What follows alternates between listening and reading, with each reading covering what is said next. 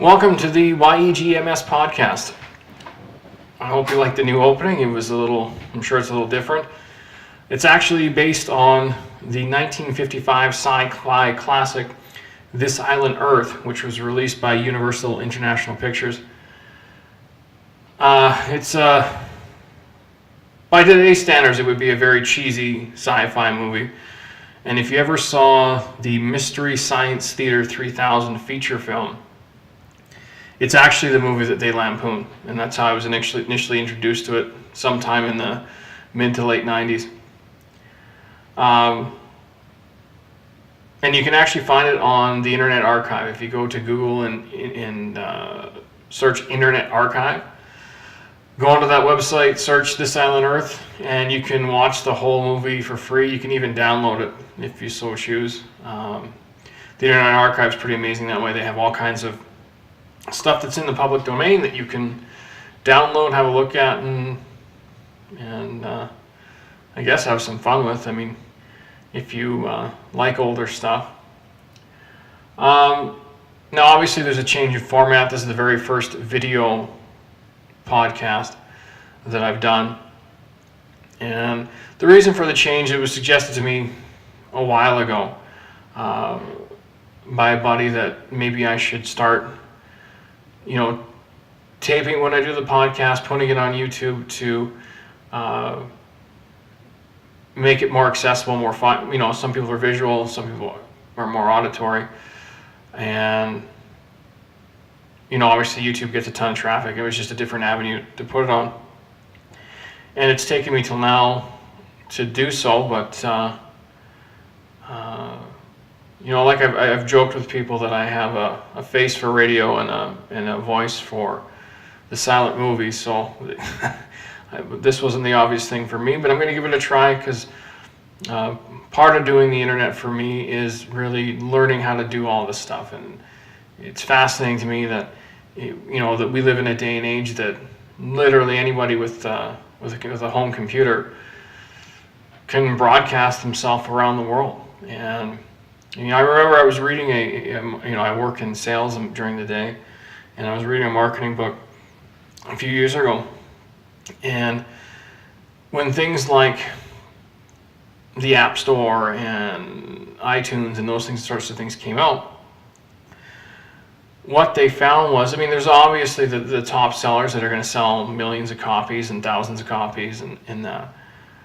But there was still money to be made in lesser known stuff, which this podcast certainly is. Not that I make any money on, but what the point I'm making is that they found that even regional stuff, really old stuff, that really obscure stuff would still sell.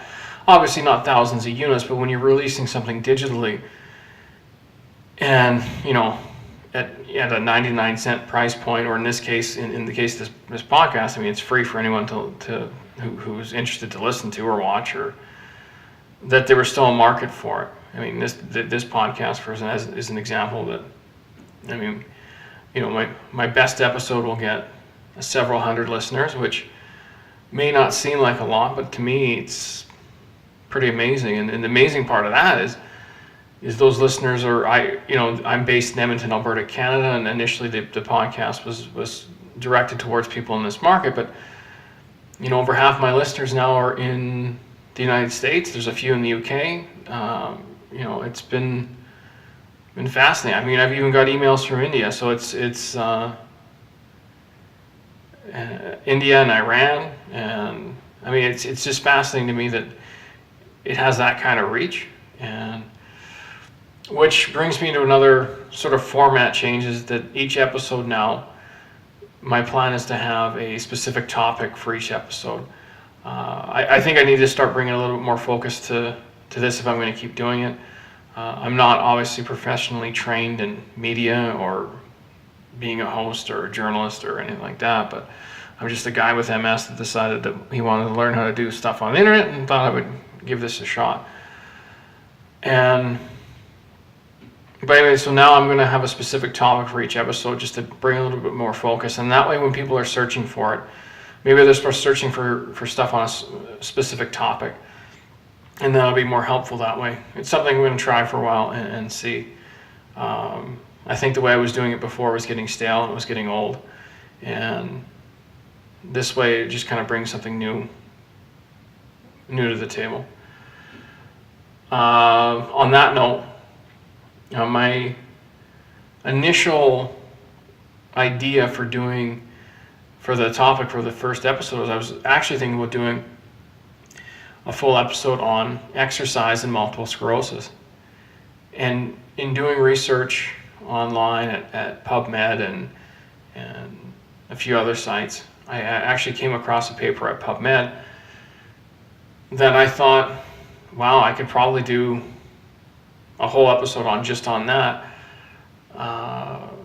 Primarily because it really spoke to me and it really resonated to me, and I'm sure it would resonate with a lot of people out there with, a lot of the MS warriors out there that are struggling with the disease, so for me it was compelling and something that I wanted to share, and I didn't think I could gloss over it and pack it into 50 or 60 minutes. So I decided to do that. So without making way too long of an introduction, the paper that I found is, oops, wrong page, this one. Here, I'll move my face here. So this is the paper that I found. It's a qualitative investigation of exercising with MS and the impact on spousal relationship. This really spoke to me on a number of levels. And it was just something I thought was really important to share. I mean, right there, and for those of you listening, what I've done is I've just pulled up an image of the paper, and I'm just going to highlight a few of the things that I found really interesting, and then later in the episode, I'm going to talk about how it relates to my own journey. So first off, right off the very first page, under results, and this is a quote from the study. The results displayed the important physical, psychological, and social benefits of involvement in an exercise program. Spouses help to counteract barriers and facilitate exercise, and are well aware of the integral role they play in their partner's health and well-being. Spouses also value the increased independence they gained in the form of reduced caregiving responsibilities and enhanced social opportunities as a result of the improved physical function of their partner. These findings contrast the severe strain on spousal relationships that is often reported in studies on people living with MS. And I do apologize, I do struggle from reading from a page out loud. But right there, I mean, that kind of sums up a lot of the reasons why I wanted to talk about it, because I know one of the toughest things for me in my world was realizing that, yeah, MS has an impact on me, but it also has a very definite impact on my partner. So looking through this paper here, one thing I wanted to another note right out of the introduction. So here's another quote. Those individuals who contract MS are at risk of diseases associated with, I'm going to move my face again.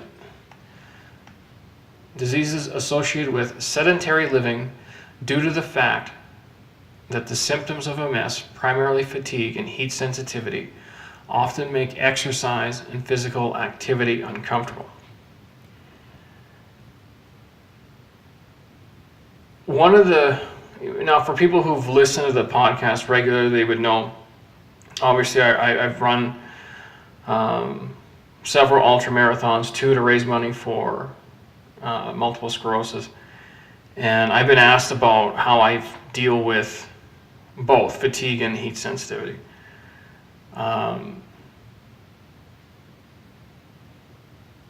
I don't have a good answer on how I manage it. What I can tell you is that with fatigue, I taught myself a trick. I remind myself when I don't feel like exercising because I'm fatigued. And we all know those mornings, right? And those days where the only way I can explain it to my wife and other people is when you wake up in the morning and you don't feel like you've slept at all. You could have slept 10 hours and it doesn't matter. You feel like you haven't slept at all. So,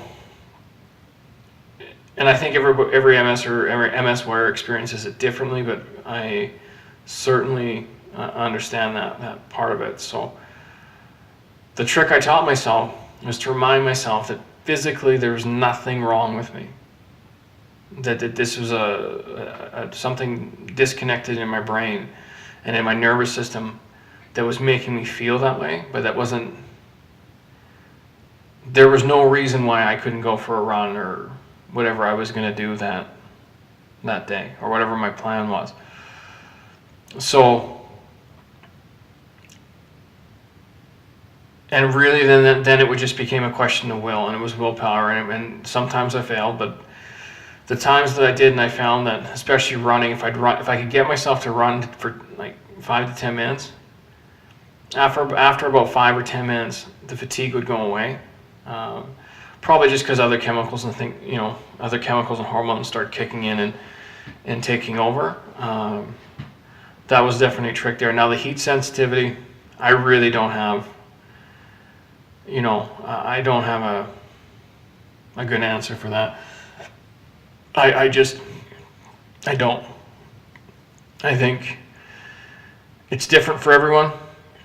I know that I'm fine if it's between 20 to 30 degrees outside. I don't know. Sorry for my U.S. listeners. I have no idea what that is in Fahrenheit. I would imagine it's between 80 and 90.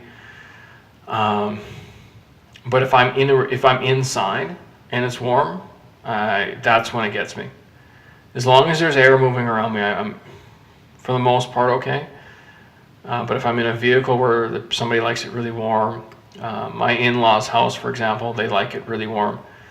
I can only last a few hours before literally I want to crawl to my own skin. But it definitely is a barrier. I mean, both those things, fatigue and heat sensitivity, are definitely both barriers for people with MS who want to exercise. And the sad part about that is that exercise, outside of some of the other interventions that you can do, is probably one of the most important and most impactful things you can do.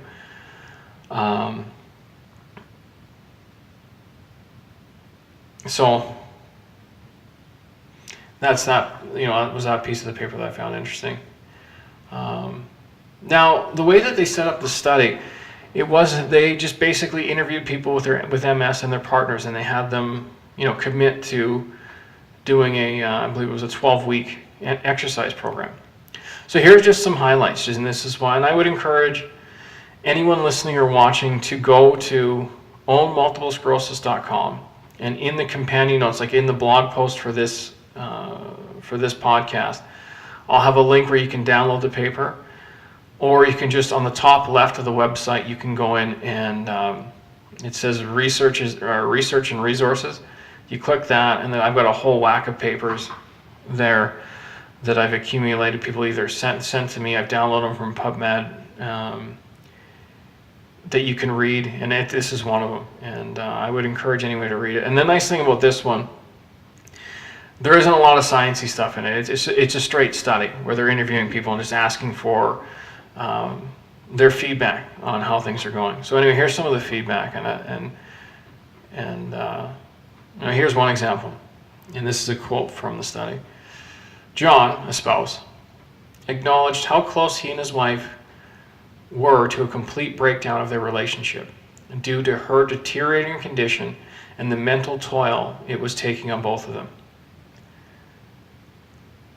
And he's quoted as saying, "We were both to the point where we were almost ready to divorce or separate because of her disease taking her down. I had to do everything, all the housework and the laundry, sometimes helping her get dressed. And for a while, after she broke her ankle, we were really, really in a bad place for a while.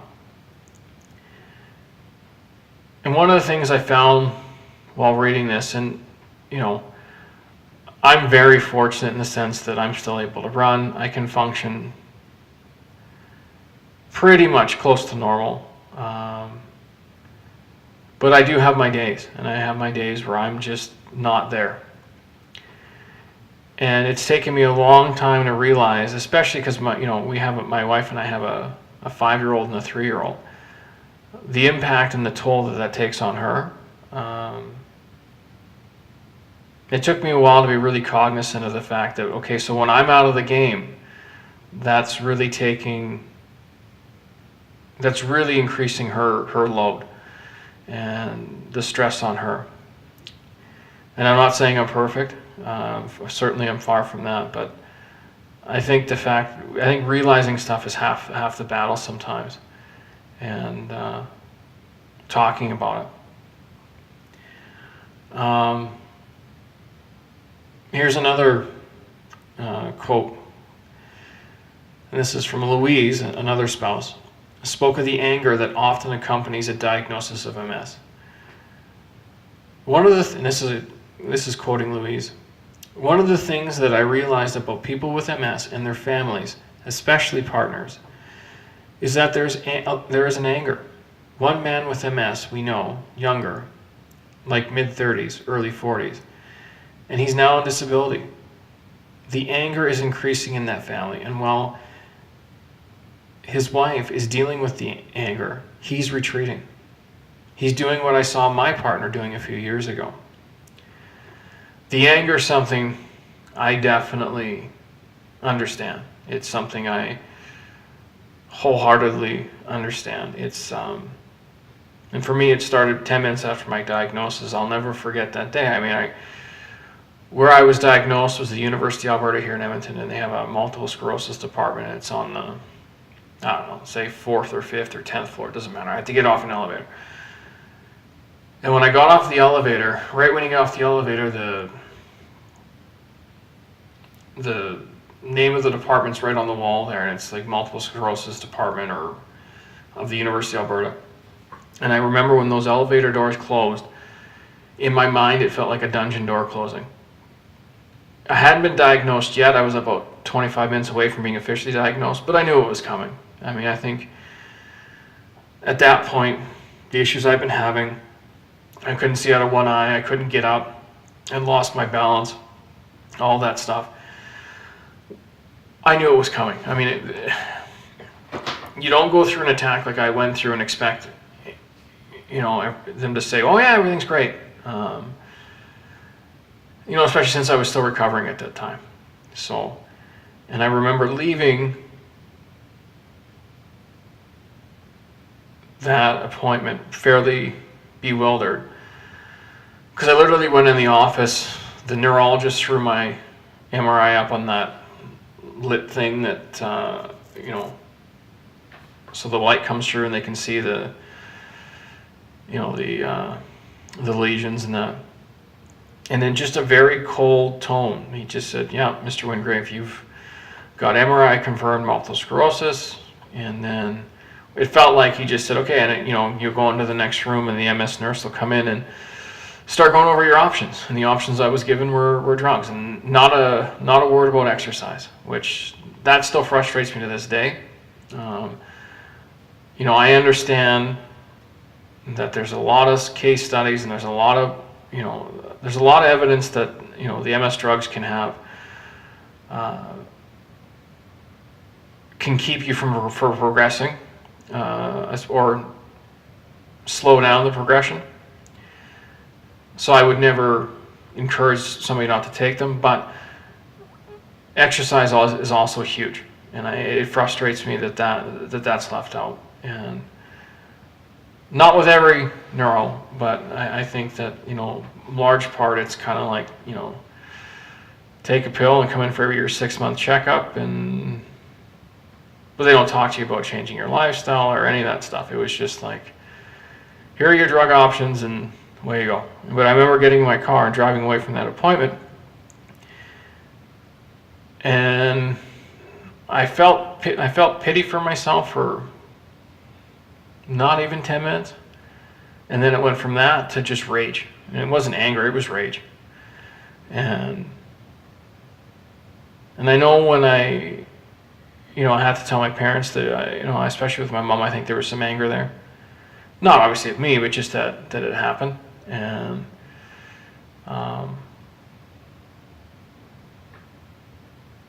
but I mean, here we are. I mean, that was 10 years ago, and I'm still doing well. I'm still running. I'm still living a life. And but anyway, next part of the paper that I found, study that I found interesting, was talking about psychological outlooks, because I think with a lot of MSers, a lot of us, and including myself, we're susceptible to depression and anxiety, and in my case, bipolar. So I was diagnosed in 2011 with a lack of mental health issues. Well, let's face it, you got to be crazy to want to run 80K in a day. So, but I do know that it affects my, exercising regularly definitely affects my mental outlook. So I found it really interesting that in this study they noted that. So here's a quote. Just as notable as the physical benefits was the extent to which exercise positively affected participants' state of mind, and importantly, their perceived quality of life. Small improvements in physical strength translated into meaningful improvements in day-to-day living. Spouses reiterated the positive effect that exercise had not just on their partner's physical health, but also on their attitude. And this is a quote from Karen. And she's the spouse of somebody who has MS. And her quote is, due to the exercise, this is her quote: "He comes home positive. He feels better about himself. He feels that he's accomplished something. He notices that he can do things better, just simple tasks that he would do every day that he feels more confident about. Even our interpersonal relationship, he's more positive. He's more engaged. He comes home happier." Sorry, that wasn't Karen. That was the Louise that I quoted before. Either way, I think the quote, it says what it needs to.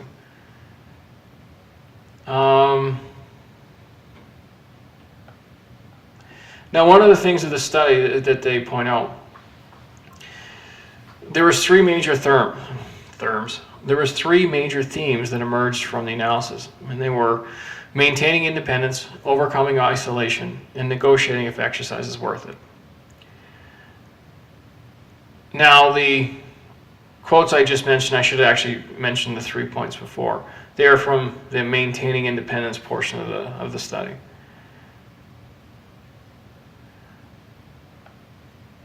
But isolation is an important one too, and if you are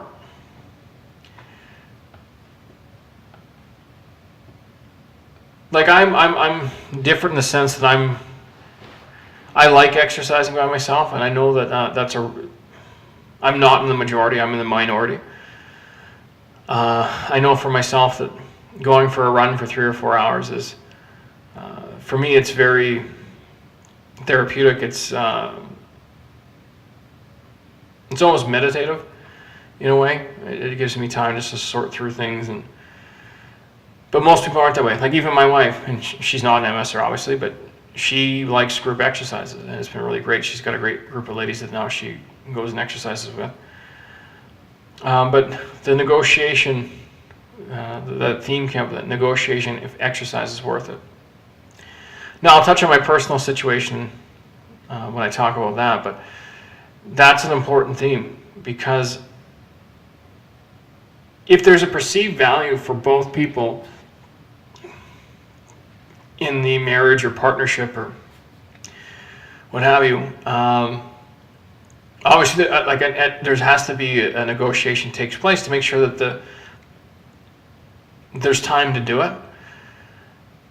And I know in my marriage it goes both ways. I have to negotiate to make sure that, can I go for a run on Saturday? Because she knows when I go for a run, I could be gone for 4 or 5 hours. And for her, same thing. She likes to get up at ungodly hours in the morning and go with the girls that she works out with. I've never understood that. Why? There's 2 things about exercise I don't understand: burpees and getting up early. I have no idea why. That seems to be, you haven't worked out unless you got up really, really, really early and done some burpees. I hate doing burpees. I refuse. When I go to the November project here in Edmonton, which is basically a free workout club, and it's of course really early in the morning, they like to do burpees. When it comes to the burpee part, I don't do them. I refuse. I just think they're dumb. I've never liked them. And I'm 40 years old. I'm at the point in my life where if I don't want to do a burpee, guess what? I'm not doing it. But anyway, yeah, she likes to get up really, really early in the morning, but she has to. And yeah, well, sorry, and I don't understand the early morning part. There's 24 hours in the day. Why would you get up at 4:50 a.m. to go work out between 5:30 and 6:30? Why not do it in the evening or something? I don't know. That's me. Anyway, but when she does go, she wants to make sure that I get enough sleep and that, and so she'll ask me, "Are you okay getting up with Belle, our oldest? She's 5. She goes to preschool now, and we have to get her on the bus at 7:28 or something in the morning. So are you okay getting up with her?" And sure, no, but it's that kind of thing, making sure that we both have enough time to fit it into our schedule. And this is kind of what the paper starts talking about. But it's more than that here, because some of these MSers that they interview, they're far more mobility challenged than I am. But it still speaks to that. Some other points from the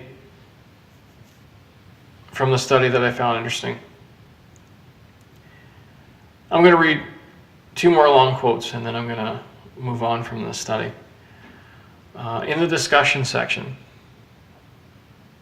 the study reads, specifically, all of the participants with MS found great physical benefits to exercise. One of our participants noted that he was growing increasingly reliant on a wheelchair prior to starting his current exercise program, but he no longer requires one. Others described improvements that were slightly less dramatic, such as regaining the ability to do household chores or visit friends, but were nevertheless important advances to their physical functioning and quality of life. The psychological benefits were also evident and often emphasized by the spouses, with comments such as, "He comes home happier, he feels better about himself."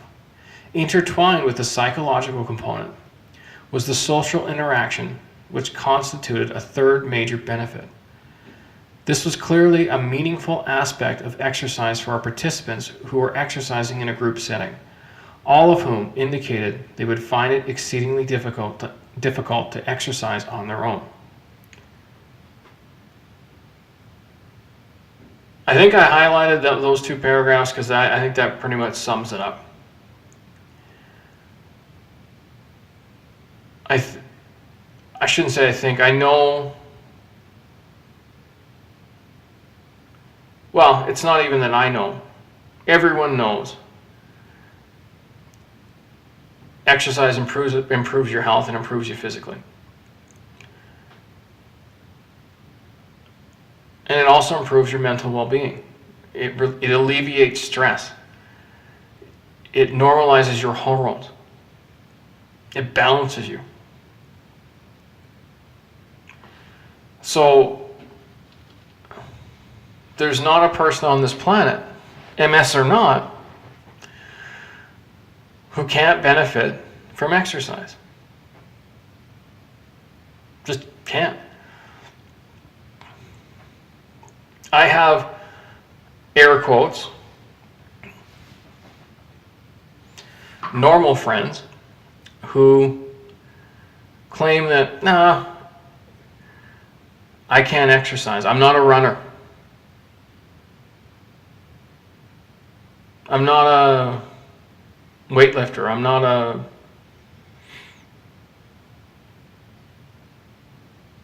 And I don't buy it. Anyone can improve their quality of life by exercising. Now, I should qualify that. I'm not suggesting to somebody that somebody in a wheelchair can just jump up and start running marathons. I'm not suggesting that. But there is exercises you can do seated. And if you can walk, but you're limited in your walking, there are exercises you can do. It really doesn't matter what your mobility is. There are exercises that you can do that'll benefit you emotionally, and over time benefit you physically. They just will. If you kind of walk right now, and maybe you get to the point where you walk more. And I remember being asked last year by somebody with MS, well, what do you think I should do? And I said, let's start with this. Walk from the, set a goal that 3 times a week you're going to walk from the couch to the front door. And then the next week, change the goal from instead of walking to the front door, open the front door and walk down 3 steps. And if you can do that, set a goal to make it to the end of the driveway.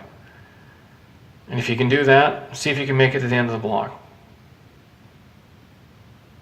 It's just break it down into bite-sized pieces. And over time, as you see improvements, keep raising the bar just a little each time. If you're watching this and you're looking at me, I'm not built like a runner. I got a spare tire around the middle. I'm far from the picture of athletics. I accept that. Doesn't bother me. Doesn't make me feel like any less of a person, and it's not the point. The point is, I want to live as full a life as I can, and I understand that to do that, I have to exercise.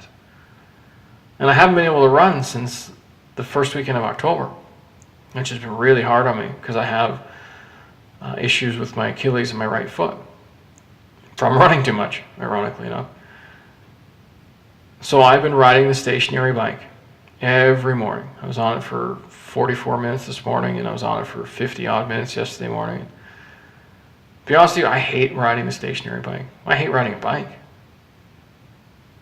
be honest with you, unless I'm riding a mountain bike down a mountain, not up it, down it, I don't like it.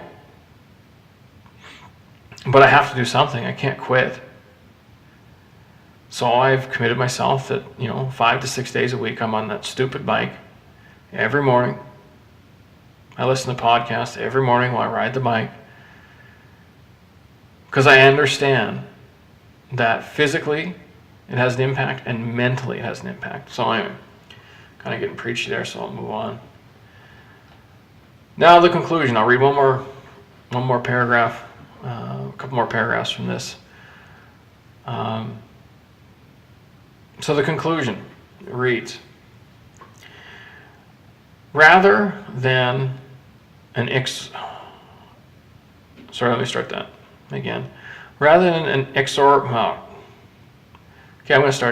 Rather than a downward decline in physical ability that is common with MS, our participants spoke of a positive reversal in physical function, which has had far-reaching implications for multiple aspects of their lives, including their psychological outlook, their sense of independence, overcoming isolation, and their relationship with their spouses.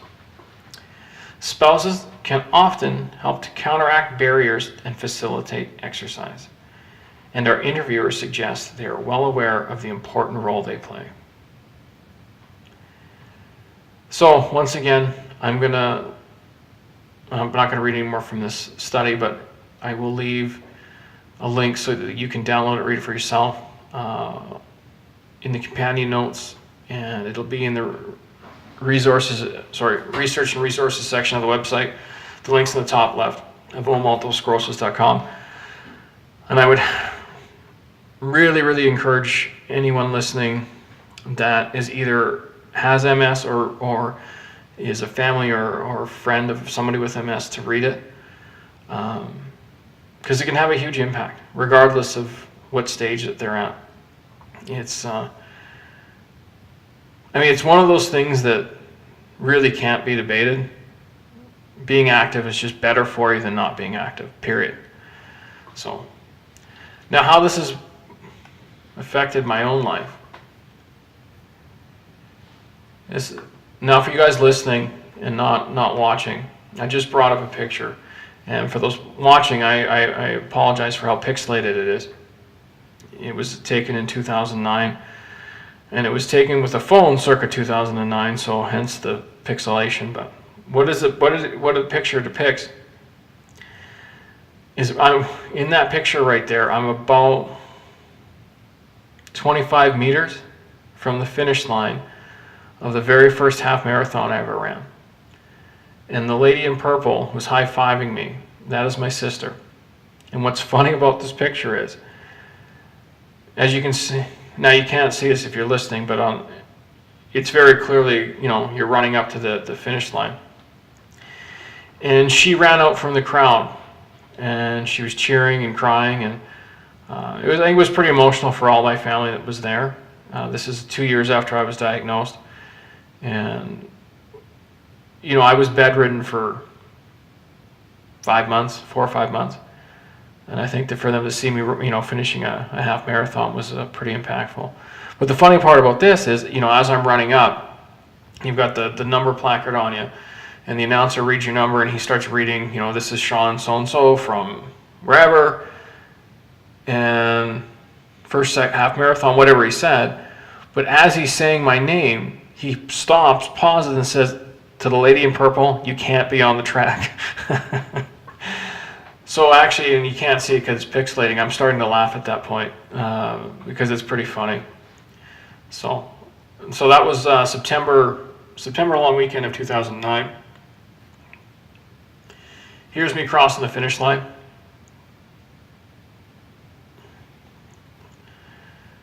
And for people listening, there's not much else to describe there. I'm just crossing the finish line. It's nothing earth-shattering. Now, this next picture, again, I apologize for it's pixelated. The phone I was using, again, this is 2009, so it's amazing how technology's improved. It's a picture of the Denver airport, and the reason why I've included this slide in here is because 2 hours after I crossed the finish line of that half marathon, I had to be on a plane to go to Denver. No, I guess it would have been 3 or 4 hours. I would have to clear customs. But anyway, it doesn't matter. And then I flew to Denver because I had to go to a conference for work the following Monday. And so I flew to Denver thinking, oh, no problem. I'll just run a half marathon, get on a plane. And this is an economy class seat. No big deal. So we land in Denver. And I go to get out of my chair, and I'm on the aisle. I can't get up. My legs had seized. So, the person beside me kind of had to crawl over top of me, and I just had to apologize. I'm like, I can't get up. So finally, after everybody leaves the plane, the flight attendants realize I'm still sitting in my seat, and they come over and they say, "Sir, is there a problem?" I said, Yeah, there's a problem. And they said, "What's the problem?" I said, I can't get up. And they're all worried like I was having some sort of condition. I said, no, and I explained to them what happened. I'm like, yeah, I ran a half marathon this morning. It was the first one I've ever run. And my legs are seized up. So 2 of them really had to help me. They helped me stand, and I yelped because my legs were pretty seized. Once I got walking, I made it through the airport, but it was pretty embarrassing. So I guess, write this down, that if you ever plan on running a half marathon and you've never done, don't get on a plane, and especially on a small seat where you can't stretch out your legs. So, which has nothing to do with this podcast. I just thought it was funny, so I thought I'd include it. Now this next picture, and for those of you listening, you can't see it, but it's me basically covered in frost. My whole face, wool cap for people in the US and UK. We call those toques here in Canada. I'm wearing a face guard. You can barely see me. And I'm just covered in frost because this is Christmas Day of 2009. And and this all ties into the spouse thing. You're going to see where I'm going here. I'd met my wife about 2.5 weeks before this picture was taken. And where this picture was taken, my sister used to live out on a farm, and we had Christmas at her place that year. And I went cross-country skiing in the field. And it was pretty cold, as you can tell. And I got covered in frost, and even my eyelashes have frost on them. But the reason why I include this picture is that Christmas, like I said, I met my wife about 2.5 weeks prior. She was with her family over Christmas, and I was with mine. And I don't think we went more than a half an hour without sending a text message. We fell for each other pretty quick. Which leads to this next picture. And again, for you guys that are listening, it's just a picture of my wife and I. And the reason why I include it is when I met my wife, I think after about half an hour after our first date, it was going well. And all I kept thinking to myself over and over is, don't screw this up. How do you not screw this up? So this particular picture is we are standing in the middle of a frozen lake just outside at the Jasper Park Lodge, and you can see one of the lodge buildings in the background. For those of you who are not familiar with Alberta, the Jasper Park Lodge is a pretty fancy hotel. I mean, I spent every nickel that I had to take her there, but I wanted to really wow her. I wanted to make sure that she didn't get away. Because I just knew how special she was. And so on our picture, we're both smiling and that. So we went to the Jasper Park Lodge, and then we came home. And it was a couple weeks after that, I had to tell her, because it was getting serious really, really fast. Like, this is January of 2010. We got married in August of 2010. We met in December of 2009. We were engaged sometime in February of 2010. We both just knew.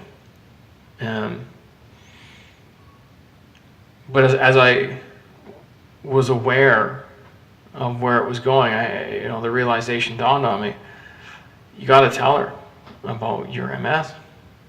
And I've never been so terrified in my whole life. Here's the woman of your dreams, but you have to tell her this thing, and she might just decide that no.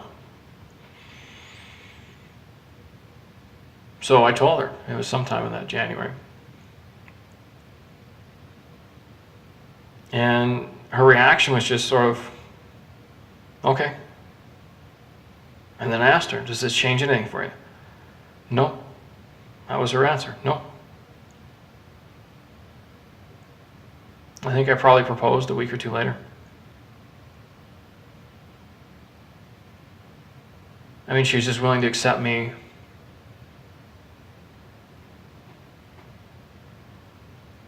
just for who I was. And I already knew, but there was no turning back after that. So now how this relates to exercise and MS and the support of your partner. So after we got married, I just pulled up another picture for the people listening. That's my daughter Bella, and this is the picture that's there. That is my last training run, the morning of my last training run before the really long run 2015. It's just her and I at the back door, just before I'm about to leave. Anyway, so when we got married in August of 2010, but from the time we got engaged to probably a year or two after probably a year and a bit after we were married, for sure, until Bella was born in May 2011. Yeah, so it's probably a good year and a half, maybe even 2 years, that I kind of quit. I'd gone away from exercising. And lo and behold, the mental health stuff really started to get in the way, and it caused a lot of problems. And I caused a lot of problems. And I wasn't doing well with my MS. The fatigue was really, getting to me. And so I ended up going for counseling, and they diagnosed me with depression and anxiety disorder, and they said, you're possibly bipolar, and they prescribed me some pretty powerful drugs.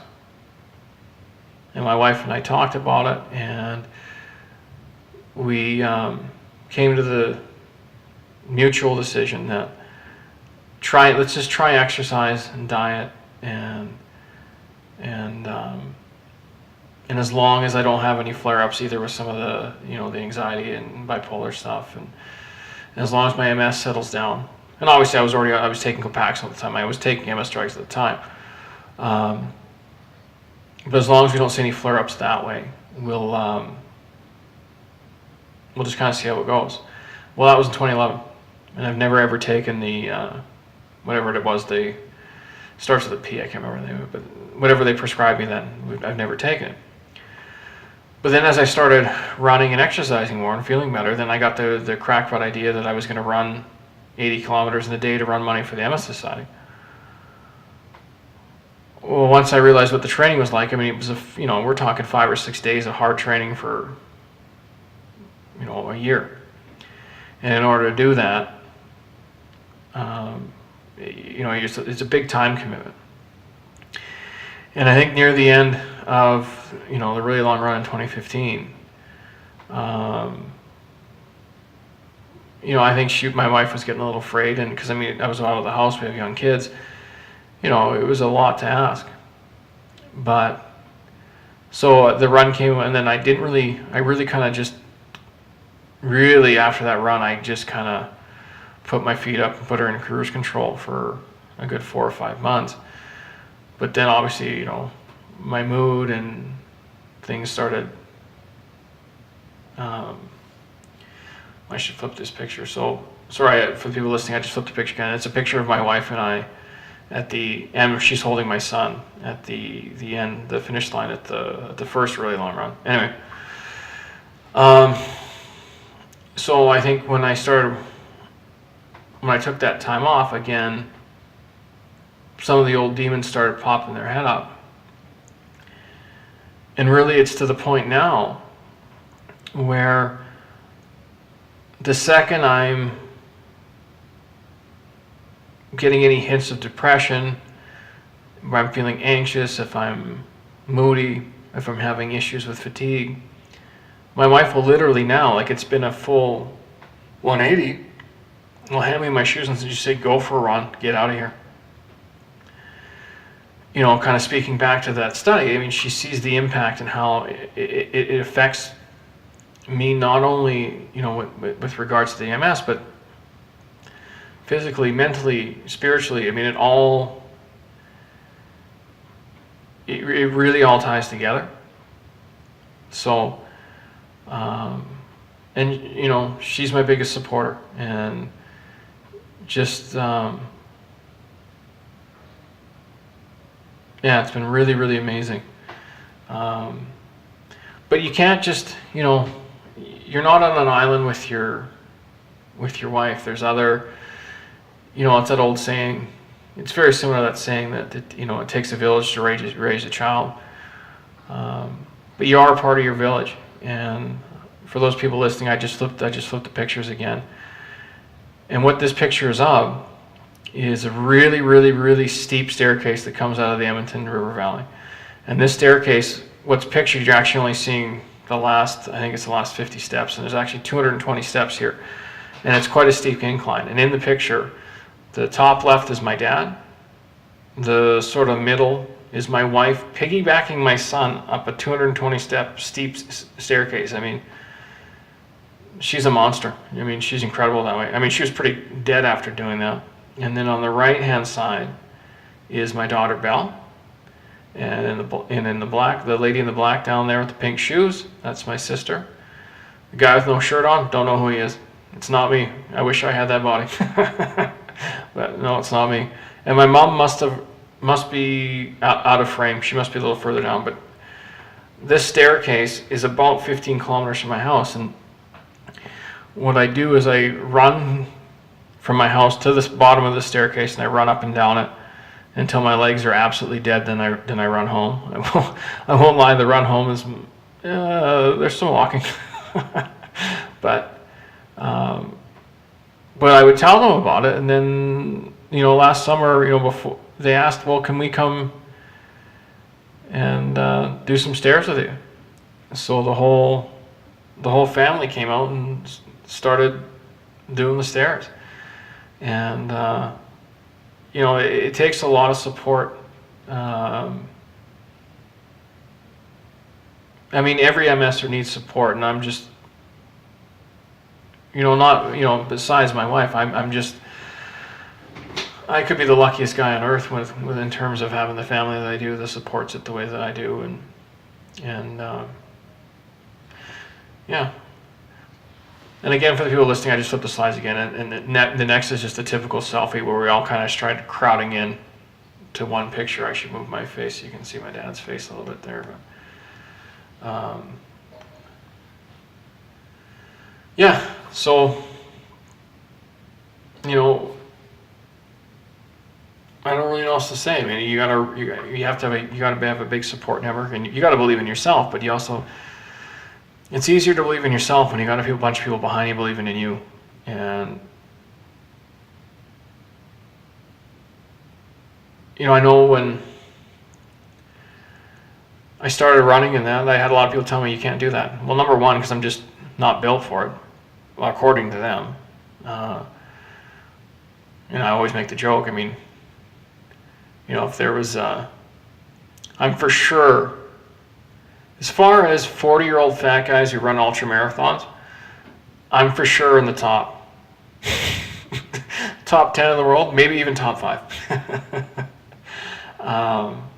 But in order to do so, you have to have a lot of support. And so anyway, with the long run this year, my wife became my biggest fan. And the next slide that I just pulled up, sorry for the people listening, there's a lot of pictures on this last little bit, but I'll try to describe my best I can. We're actually in Jasper again, but that's my son there, and we're standing in front of Jasper the bear. And we're on our way to a tune-up ultramarathon that I went to called the Walk in the Park in Kamloops in September. This is just taken in September of this year. And she, you talk about the negotiation and having a partner who really understands how it makes a difference in your life. This is just proof positive. I mean, she was happy to go. We brought the kids. I mean, it's an 8-hour drive from our house, but we made a weekend of it. And yeah, I kind of paused there because I'm looking at her smile. It makes me smile. So this picture here is, and again, sorry for the people listening, but it's my wife cheering me. Somebody caught a picture of her cheering me come over to the finish line of that ultra. And this was a pretty steep one, and I've been running for I think 4 hours or something at this point, and I'm coming into the finish line. And the guy smiling in the back there, it's my buddy Adam. Anyway, it's just this kind of shows that the support you need from your spouse, which speaks to that study, you just need that support, because if they're not supporting it, it's very difficult to do. But if they believe in it and they believe in you, I mean, you can move mountains. And this final picture is just my favorite. This is just before that ultra, but I think it's my favorite. And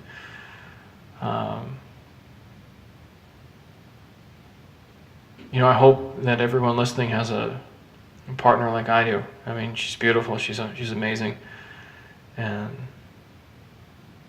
she's just my reason for being. And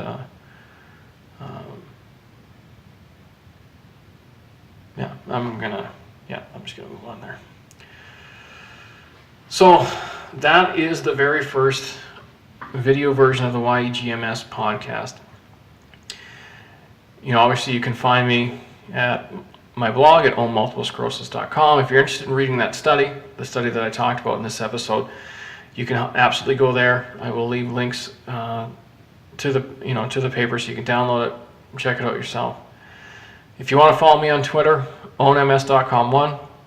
That's OWNMS.com1, the number 1.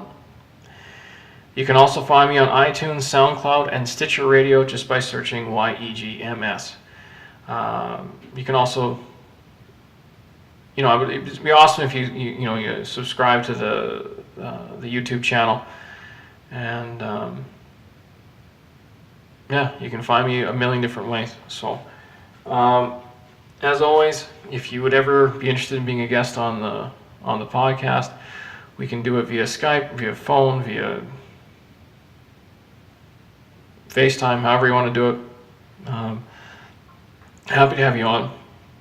And if you disagree with me, happy to have you on. I mean, differing points of view are very, very important, because I'm just a normal guy. I mean, I could be wrong, I could be right. I mean, I can't claim any sort of authority on anything. I just can impart my own views and my own experiences, and I'd love to share yours if they aren't, if they're not necessarily in line with mine. There's no problem with a healthy debate. But anyway, that's the episode for this one. I hope it was helpful, and the next episode will be after Christmas for sure. It's going to get busy for me the next couple of weeks with my kids and that, and so we'll do another one in the new year. Hope everybody has a wonderful holiday, and take care.